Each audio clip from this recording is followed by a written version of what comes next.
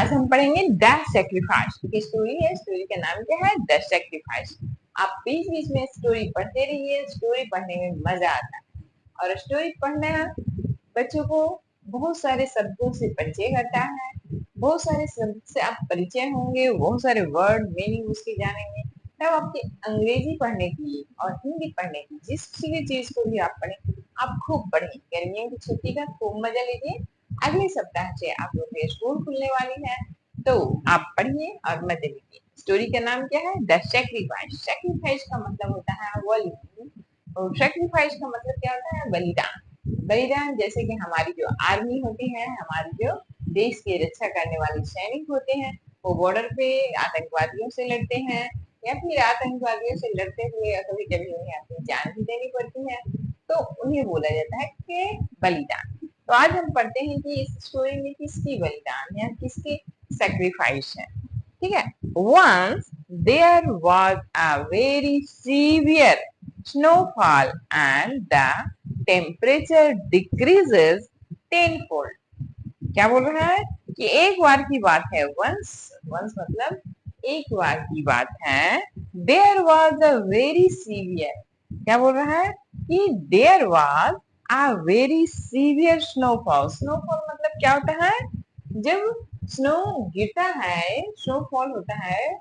जब आप देखते हो, कभी कभी न्यूज में पढ़ते हो, तो हमारे जो नॉर्दर्न पार्ट है हमारे देश का, नॉर्थ पार्ट है जम्मू कश्मीर में, हिमाचल प्रदेश में, तो वहां पे स्नोफॉल होता है। वो जब टेम्परेचर बहुत नीचे चला जाता है, तो जो पानी होता है वो स्नो वो बर्फ के रूप में गिरते रहता है, तो उसे बोलते हैं स्नोफॉल। तो जो वो क्या हो रहा था?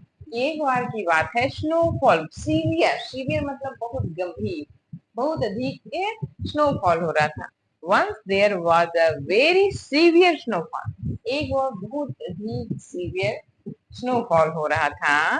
And the temperature decreases. और क्या हुआ? जो टेम्परेचर था, देखिए जब ठंड का मौसम, जैसे अभी गर्मी, तो गर्मी में हमारे जो एयर है, एयर में क्या है? वाटर की कमी हो गई। एयर में वाटर नहीं रहने के कारण हमारे एयर जो बहुत ज्यादा गर्म हो जाता है। जब एयर में जो वाटर की अवेलेबिलिटी बढ़ जाती है, तो उस समय क्या हो जाता है? ठंड का मौसम आ जाता है। या फिर जब रेनी सीजन आता है, तो रेनी सीजन में भी एयर की मात्रा, एयर में वाटर की मात्रा बढ़ी रहती है। लेकिन जो रेनी सीजन होता है उसमें उमस बहुत ज्यादा रहता है, क्योंकि जो बादल रहता है, तो बादल के कारण क्या होता है? जो पृथ्वी की जो गर्मी है वो ऊपर बाहर निकल नहीं पाती है, वो पृथ्वी पे ही नीचे एक दूसरे को और गर्म करते रहती है, जिसके कारण क्या होता है कि पृथ्वी का टेम्परेचर बरसात के दिनों में अधिक रहता है, बशर्ते कि विंटर सीजन में। ठीक है। तो ये बोल रहा है कि and the temperature decreases tenfold. तो उस समय जो स्नोफॉल हो रहा था, उसके कारण वहां का टेम्परेचर क्या हुआ? घट गया। कितना घटा? 10 फोल्ड, मतलब 10 गुना नीचे गिर गया। 10 गुना वाइड नीचे चला गया। ठीक है। 10 गुना क्या हो गया? नीचे चला गया।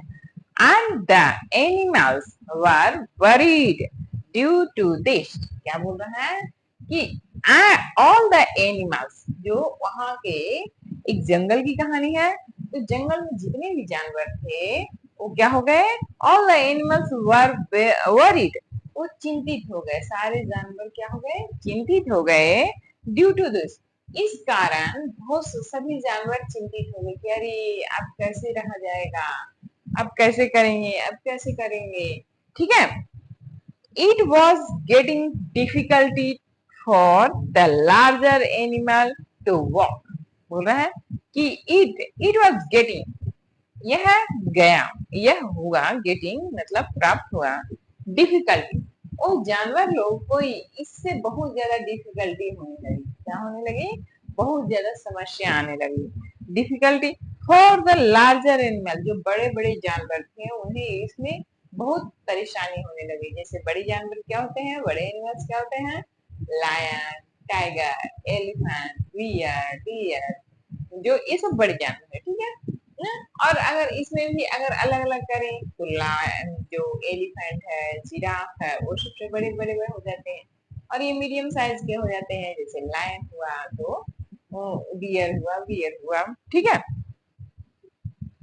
It was getting difficulty for the larger animal to walk.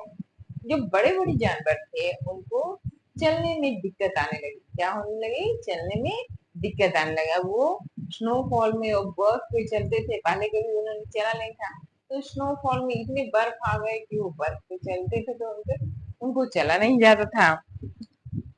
And the smaller animals were being buried under the snow. क्या बोल रहा है? It was getting difficult for the larger animal to walk. Larger animal को walk करने में difficult हो रहा था, and the smaller animals जो छोटे छोटे जानवर थे उनको क्या परेशानी हो रही थी? Were being buried. मतलब वो बर्फ के नीचे दब जा रहे, ये छोटे छोटे एनिमल होते हैं, वो क्या हो जा रहे थे? बर्फ के नीचे दब जा रहे थे। अंडर द स्नो, वो स्नो के नीचे में क्या दब जा रहे, वो लोग क्या हो जा रहे थे? दब जा रहे थे। इतनी ज्यादा स्नो हो रही थी कि गार्ड हुआ, रैबिट हुआ, या फिर छोटे छोटे और जानवर क्या होते हैं, स्नेक हुआ, और बहुत सारे रेप्टाइल होते हैं, वो सब क्या हो जा रहे थे? जंगल में नीचे स्नो के कारण दब जा रहे थे। The snow was very deep, और स्नो बहुत गहरा था। स्नो जो था वो बहुत गहरा था। जब आप कभी बाहर घूमने गए होंगे तो वहां आपने देखा होगा कि जहाँ स्नोफॉल, जो स्नोफॉल होता है वो बहुत ऐसे ऊंचे ऊंचे ढेर बन जाते हैं, और जब ये उसे तुरंत हटाए नहीं गए तो वो जम जाते हैं वहां पे, और बहुत ऊंचे ऊंचे लेयर के रूप में जम जाते हैं। The snow was very deep, snow क्या था? बहुत गहरा था। All the animals met to have a discussion to solve their problem. अब ऑल द एनिमल्स, जो जंगल के सारे जानवर थे, उन्होंने क्या किया? Met to have a discussion, सभी एक साथ मिले और इस बात पे बातचीत करने लगे कि क्या किया जाए। Met to have a discussion, सभी एक साथ मिले और इस विषय पे, इस समस्या पे डिस्कशन किए, बातचीत किए, टू सोल्व, इस प्रॉब्लम को सॉल्व करने के लिए उन्होंने क्या किया? Discussion. They decided to send someone to the creator and plead for help. क्या बोल रहा है? दे डिसाइडेड, उन्होंने डिसाइड किया मतलब फैसला लिया। क्या फैसला लिया? टू सेंड समवन, किसी को भेजेंगे। टू सेंड समवन, सेंड मतलब भेजना, समवन मतलब किसी वन, एक को। टू द क्रिएटर, किसके पास भेजेंगे? क्रिएटर के पास, जिन्होंने क्रिएट किया। क्रिएट मतलब हमें पैदा किया, जो भगवान, जिसे हम भगवान बोलते हैं, हम बोलते हैं कि जो भी हमें उत्पन्न किया वो भगवान है। तो जो बोलता है क्रिएटर जो है, उनके पास इन्होंने भेजा। एंड प्लीड फॉर हेल्प, और प्रार्थना किया हेल्प करने के लिए, हमारी मदद कीजिए, इसकी प्रार्थना करने के लिए किसी भी एनिमल को इन लोगों ने उन्हें भेजा। किसको भेजा? दस wanted to get respite from the cold and snow, वे जल्दी से जल्दी इस कोल्ड और स्नो, कोल्ड और स्नो, जब स्नोफॉल हो रहा था तो कोल्ड होना है ऑटोमेटिक है, तो इससे वे जितनी जल्दी हो सके उससे राहत पाने के लिए उन्होंने किसी को और अपने क्रिएटर के यहाँ प्लीड करने के लिए भेजा। तो किसे भेजा? The rainbow crow was choose for this purpose. क्या बोल रहा है? किसको चूज किया गया? The rainbow crow was chosen for this purpose. किसे भेजा गया? रेनबो क्रो को। किसे को? जो क्रो था वो रेनबो कलर का था, उसे इस कार्य के लिए भेजा गया। Chosen for this purpose the rainbow crow has simmering feather and enchanting voice.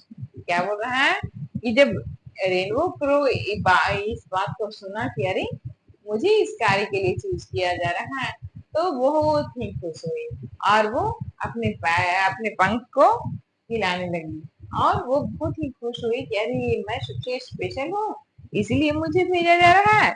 The rainbow crow had shimmering feather, अपने पंख को क्या करने लगी, धीरे धीरे हिलाने लगी, एंड एन एन्चेंटिंग वॉइस, और अपने वॉइस को वो अपने आप को समझने लगी मैं तो बहुत स्पेशल हूँ। जैसे क्लास में किसी बच्चे को टीचर बोलते हैं ना कि तुम बहुत अच्छा काम किए हो, तो बच्चे बहुत खुश हो जाते हैं, अरे मैं सबसे स्पेशल हूँ। वैसे सारे बच्चे स्पेशल होते हैं, ठीक है। हर बच्चा अपने आप में स्पेशल होता है, हर आदमी अपने आप में स्पेशल होता है, क्योंकि उसके जैसा यहाँ कोई नहीं, सब अपने आप में स्पेशल होते हैं, ठीक है। फिर an enchanting voice, it was the most beautiful bird among all। तो ये क्या था उस समय, जो क्रो था वो रेनबो क्रो, मतलब कि उसके जो फेदर थे वो रेनबो टाइप के थे। हाँ, तो बोल रहा है कि उस समय it was the most beautiful bird, उस समय जो क्रो था वो बहुत ही ब्यूटीफुल था, ठीक है। It was a very long journey, अब उसे चूज किया गया था और क्रिएटर के पास भेजना है, और क्रिएटर बहुत दूर रहते हैं, तो इसीलिए अब उसको वो एक लंबी जर्नी पार करनी थी। लंबी जर्नी मतलब लंबी यात्रा पार करनी, वेरी लॉन्ग जर्नी, यह बहुत लंबी जर्नी थी, ठीक है। बियॉन्ड द सन, सन से आगे, एंड द मून, मून से भी आगे, and even above the all stars, और पूरे स्टार से ऊपर। जो ये जर्नी थी, जो क्रिएटर के पास ही जा रहा था रेनबो क्रो, वो कहाँ जा रहा था, तो सन से आगे, मून से भी आगे। मून तो हमारे पास में है, सन हमसे कितना करोड़, 14 करोड़ किलोमीटर दूर है। और और जो स्टार है, बोल रहे कि स्टार से ऊपर क्रिएटर थे। ही वॉज बफेटेड बाई विंड्स, वो हवा को पीछे छोड़ते हुए आगे बढ़ रहा था, and had no place to rest, और आसमान में कहीं पे रेस्ट करने की जगह नहीं होती है। जो जगह होती है वो कहाँ होती है, धरती पे होती है, पेड़ होते हैं, पौधे होते हैं, वहां हम रेस्ट करते हैं। लेकिन स्काई में हम कहाँ रेस्ट करेंगे, कहीं तो पेड़ पौधे तो होते नहीं है, कहाँ पे हम रुकेंगे। But he carried on bravely until to reach heaven, वो जब तक हेवन में नहीं पहुंचा तब तक वो रेस्ट नहीं किया, और वो एट लास्ट हेवन में पहुंच गया। हेवन मतलब स्वर्ग में पहुंच गया। वेन रेनबो क्रो रिच्ड, जब वो रेनबो क्रो रिच हुआ, पहुंचा वहां, रिच्ड हैड हॉली प्लेस, वो वो हॉली प्लेस मतलब जो स्वर्ग है जहाँ पे वो क्रिएटर रह रहे हैं, तो उस जगह को हॉली प्लेस बोला जाता है, मतलब पवित्र जगह। उस जगह को क्या बोलते हैं, पवित्र जगह। जैसे देखते हो आप मंदिर जाते हो, या फिर मस्जिद जाते हैं, या गुरुद्वारे जाते हैं, या फिर चर्च जाते हैं, तो ये सब अपने अपने तीर्थ स्थल, अपने अपने समुदाय के लिए क्या है, हॉली प्लेस। क्या है, हॉली प्लेस है, holy place. He carried out to the creator but received no answer. He he called out to the creator. वह अपनी समस्या को क्रिएटर को बताया। वह इतनी दूर से, अर्थ से क्रिएटर के पास गया था, सन से आगे, मून से भी आगे, स्टार से ऊपर, और किसके पास गया था, क्रिएटर के पास। और क्रिएटर को जब वो अपनी समस्या बताया रेनबो को कि बहुत ज्यादा स्नोफॉल हो रहा था, जिससे कारण हमारा चलना फिरना सब मुश्किल हो गया है, लेकिन क्या हुआ, बट रिसीव नो आंसर, लेकिन उसे कोई आंसर नहीं मिला। वो क्रिएटर्स के द्वारा, क्रिएटर यानी कि उन्हें हिंदी में बोल सकते हैं जन्मदाता, तो उनके द्वारा कोई भी रिस्पॉन्स नहीं मिला।